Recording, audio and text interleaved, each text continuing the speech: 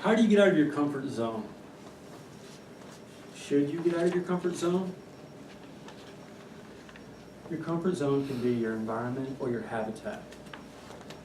For me, it's my home. Very comfortable place. Is public speaking one way you could get out of your comfort zone? For me, it is. I used to live in the most comfortable apartment in the world.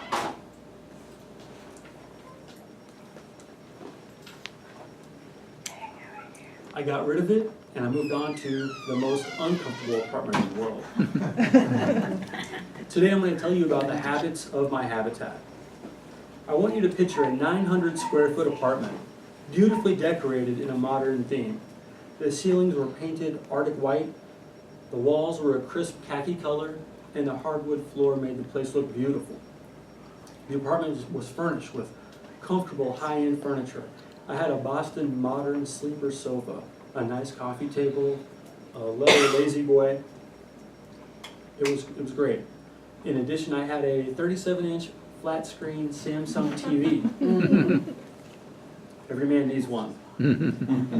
I had really cool dining room furniture. I had a butcher block that had been converted into the table with a couple of aluminum comfortable dining room chairs. My kitchen, it was fit for a world-class chef. I had high-end appliances from the dishwasher, refrigerator, stove, oven.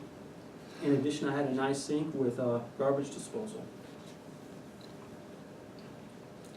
I also had a really nice clothes washer and dryer. I had all the creature comforts you would want.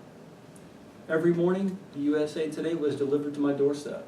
I even had a housekeeper coming twice a week to clean the apartment. It was awesome. My habitat was ideal.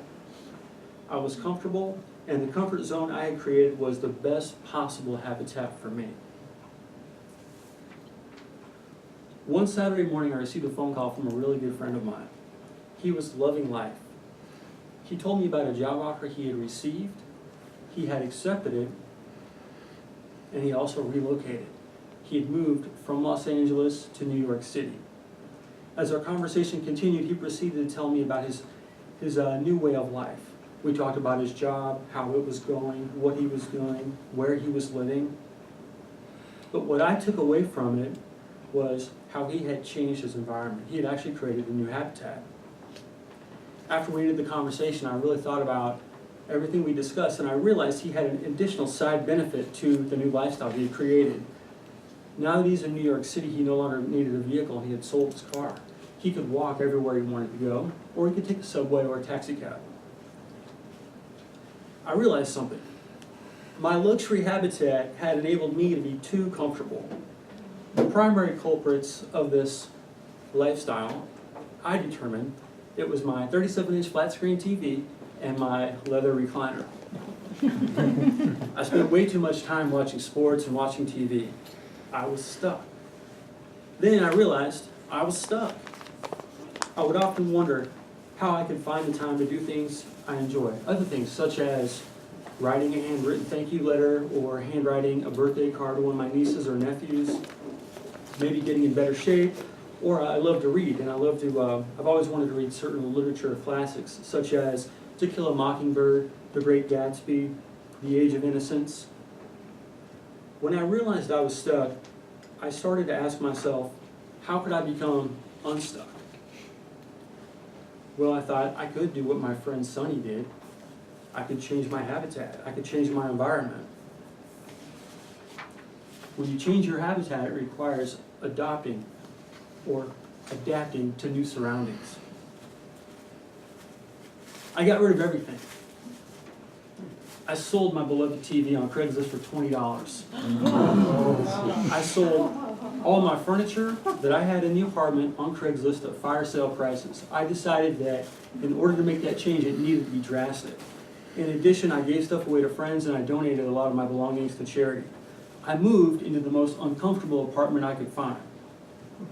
I found a small 450 square foot studio apartment with no amenities. For example, I have no heat, no air conditioning. I have no stove, no oven. I have a toaster oven, and I have a microwave.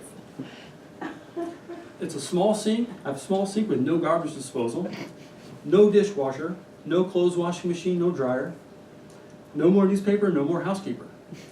For the first time in my life, I've also decided to live with no TV. What I've discovered is that my new environment I've created has required me to live differently. I've adapted and I've created new behavioral traits. Now I know that it's easy to say things like, I want to save money on my cable bill. I want to eat healthier. I want to use Easy Speak on a regular basis. I say stuff like that all the time. What I've learned is if you want to get out of your comfort zone, you need to change your habitat. And then your habits will change. Thank you.